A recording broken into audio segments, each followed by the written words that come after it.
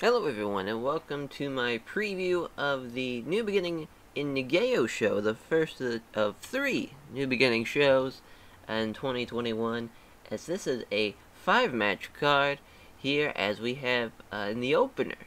We have a tag team matchup as Chaos versus Bullet Club, Toru Yano, Kazuchika Okada teaming up to take on Yujiro Takahashi and Evil. This is just the opener. When you kind of think about, obviously, a 5-match card, there's going to be a lot of different things that should be the opener, but are not, as, we're kind of stretching the card down into a nice compact size. But as far as this show goes as a whole, it is probably one of the most intriguing New Beginning, tour shows, just how small it is, plus a lot of singles matches on this card. For a 5-match card, there's, the majority of them are singles matches. You can't really say that a lot about New Japan cards. It's just a new, unique feel to start out the new year for New Japan. As now post Wrestle Kingdom, we're marching forward. This matchup is going to really set the tone of what Okada and Evil are going to do in the future. I'm assuming they might do a matchup singles-wise on the under, kind of like a mid-card, or even the go-main of a show. In the near future. Would be fun to see them in the New Japan Cup environment, because I think really Okada and Evil, they obviously they didn't cross paths since Evil's turn, so at least it's something new for both guys to kind of do, to kind of keep them, keeping Okada out of the title picture some more, while also giving Evil a new opponent to face. Even though it will be watered down by interferences and whatnot once that singles match eventually happens. I think it could, they've had some good matches in the past, they've had some good chemistry, but it's just kind of like that was a different character, and that's a different Evil to what we see now, so I don't think they can recreate that same magic that we saw. As for Toru Yano and Yujiro Takahashi, they're just kind of there as the undercard act. Obviously, Yano's got his King of Pro Wrestling already going on for 2021. We could see him and Yujiro. Boy, what a shit show that would be, as far as singles-wise for the King of Pro Wrestling title, but that King of Pro Wrestling title is already pretty much in the toilet as is. It's the least important championship and achievement you can get, so it's fine as is. As far as predictions go, would not be surprised if Yano wins by roll-up on Yujiro. Would be shocked if it's Evil, but I feel like it's going to be Yano roll-up on Yujiro. That is my prediction on that one. As the next matchup, 8-man tag, it is Chaos versus LIJ. Well, not really Chaos. No, I'd say the show is there as far as Chaos, but everybody else is just basically Lion Mark. So, Lion Mark versus LIJ. It's Master Wato, Sho, Tomoaki Hanma, and Kota Ibushi.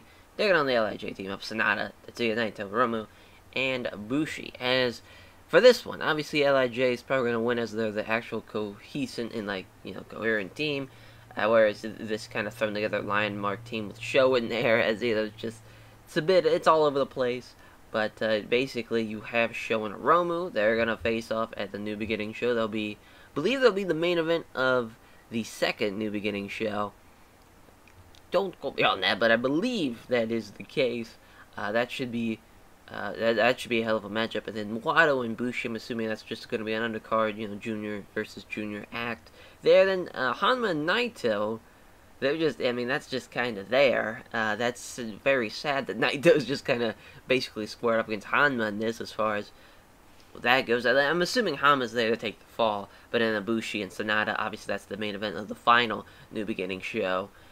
So yeah, Naito, he's just kind of there now. We're at the point where, post Wrestle Kingdom, he's just kind of an act on the card. He doesn't really have a place yet. Still trying to figure it out. I'm assuming his spot will be somewhere. It would be nice to see him, win the New Japan Cup. That would be something awesome for him to do. But I feel like they're just kind of waiting until, some type of angle where they're going to start Naito and whoever it may be. But obviously, Hanma is there to take the fall. Could be a Destino, could be somebody else. Could be Hiromu, could be Sanada. Who really knows, as far as... But Hanma's definitely there to take the fall. Know that much going forward. As the next matchup, it is the loser must stop using the Mongolian chop matchup. Hiroshi Tenzan versus the Great Okan.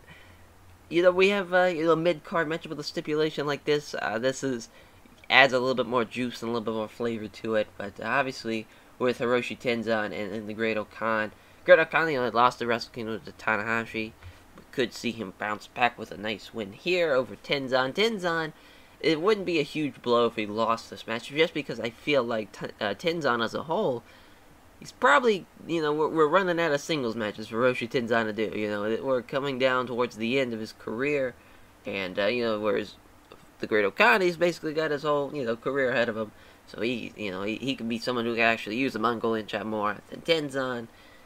Tenzan, I'd say he might retire by 2022 at the earliest. I just feel like his days are numbered as far as an active competitor in New Japan right now.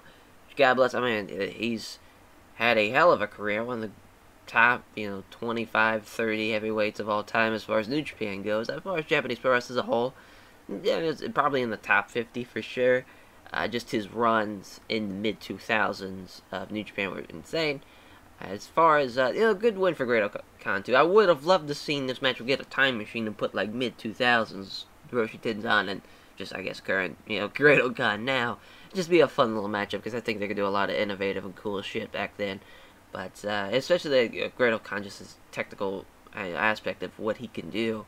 And what Tenzan can do, I mean, Tenzan, any kind of Vice creator, and could do a really nice combination of doing, the stiff, heavyweight Japanese pro wrestling, shots of strikes and whatnot, but also, in, the big power moves, but also could take it down to the mat and do a lot of fun technical stuff as well. So that, it'd be a fun matchup to see. In like a Fire Pro, give me, a mid-2000s Hiroshi Tenzan with just, a more up-to-date Great Okan. I think it'd probably be a banger-pro matchup.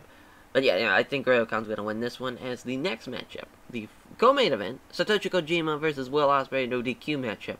So I love that the Empire, post-Wrestle Kingdom, where they fell short in all their matches, they're going to bounce back here while taking on the Old Guard. I think that's a fun way to bounce back. It's kind of like you're at the bottom of the pole. Bottom of the card, and you got to work your way back up, and you're taking on the Old Guard. Love this just kind of simplistic idea, and they've added some gimmick matches in there as well, with the loser must stop using the Mongolian chop, and then we have this no DQ matchup for Kojima and Ospreay. It's gonna suck because Kojima, I'm gonna want him to win so goddamn badly, and it's not gonna happen. But, Ospreay, as much as he's a piece of shit, granted, that was a great matchup he had with Okada at Wrestle Kingdom. We'll see what he does here. Obviously, him and Kojima couldn't be more opposites. But, Kojima, it's weird, because I feel like should be in the same boat as Tenzan, but I feel like Kojima could wrestle for another, 5 years. He's just, feel like if he could have, a singles match every now and again. I mean, he just had one at Wrestle Kingdom, and I thought it was a solid one at that, with him and Kenta. As, for him and Ospreay, I would love to see him, if he, with Ospreay, it's kind of like, in a perfect world, I would have Kojima do a lot of his shit very early on, and have Ospreay bump all over the place for him, make him look like $1 million, and then you have the comeback where Ospreay ends up getting the win. But that'd just be, if I were booking this, God only knows how Geto's gonna go about this. As far as, Kojima might get very little in, he might get a lot in, and this still be the comeback from Ospreay. I really don't know. But I'm excited. I'm intrigued by this. I wouldn't say excited. I'm intrigued to see how that one plays out. But I still think Ospreay's going to win. And the main event, and a match I am looking forward to seeing, and a match I am very excited to see, is Shingo Takagi versus Hiroshi Tanahashi for the Never Openweight title. Yeah, this is going to be awesome. This is going to be a match that, boy, I would have killed to see, 10 years ago. But this is where we're at now, as Shingo Takagi and Hiroshi Tanahashi in 2021. It's still going to be a banger of a matchup. Obviously, Shingo is really entering a type of really run right now in New Japan that started basically last year, mid-COVID last year. But he's really stepping up his game even to another degree where he's just becoming a workhorse and a half. With that amazing matchup with Jeff Cobb at Wrestle Kingdom, now we're getting the Tanahashi match here. Shingo is on a early run at being a big contender of Wrestler of the Year. I mean, he's usually always is, just being Shingo Takagi, but so far, early on, if he has a banger match here with Tanahashi, that's two great matches right in the first month of 2021. He didn't keep that momentum and keep it going. I would love to see him have a nice run, because it's so weird now with New Japan Cup having the rules where you could be a champion and still be in it. He could even have a nice run in the New Japan Cup, but I think they're just gonna, obviously being a champion, he'll end up losing to someone like a Hiroki Goto or even a Tomohiro Ishii, someone like that to kind of, for the next contender of the Never Openweight title. But yeah, I think Shingo Takagi is gonna get the win. Would not honestly be shocked if Tanahashi won, just as far as Tanahashi's pretty much done everything in New Japan but win this belt. So that would be another feather in the cap for him. As far as, Tanahashi, we're now in a new regime here. Obviously Tanahashi in years past, this would be an Intercontinental or heavyweight title matchup at a New Beginning show, but here, he's in the Never Openweight title matchup. So it's just a fun kind of circle that he's now been through, as he's now, even though it's technically should be like the bottom of the card, because the New Beginning tours are now being stretched out more and more, this is now a main event of a tour, so that's even, it's a lot more fun. Can't wait to see how the crowd reacts to this. This is a match I'm very, very looking forward to seeing. As far as official predictions, I'm going to go with Shingo getting the win and retaining. But again, I would not be shocked if Tanahashi got the win. Just as far as, yeah, I mean, this is just unbelievable. This has been a crazy 2021 for New Japan so far. I feel like they're doing a lot of right things so far.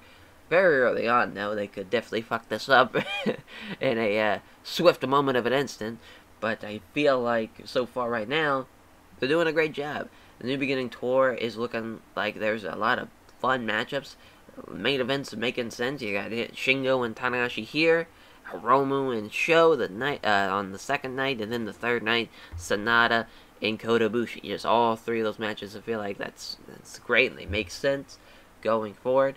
Can't wait to see how it goes post New Beginning. I feel like New Beginning is probably one of my favorite tours of New Japan. It's kind of weird to say just because it's kind of the transition from Wrestle Kingdom to the New Japan Cup. It's kind of the filler between, but there's just so many great main events that have happened on those shows, and there's so many great just kind of angles that have been pushed through this show because of what they've done either at a Wrestle Kingdom or even at a New Year's Dash. There's just so many great matches that have been built up before into the New Beginning tours. I'm thinking of Okada and Suzuki a couple of years back. That was like a great New Beginning matchup. Back when New Beginning kind of was first starting out, there was a lot of great matches that happened on New Beginning tour. So it's just always been one of my favorite tours, and it's crazy how it's still kept that tradition of having some great matches on the tours throughout the years. So I think it's going to be another great tour here in 2021, as I hope you all are excited for it as I am, as I will catch you guys for hopefully my review of said show. It might take a little bit, but I think we should get that out timely. Fingers crossed. We shall see that. But take care.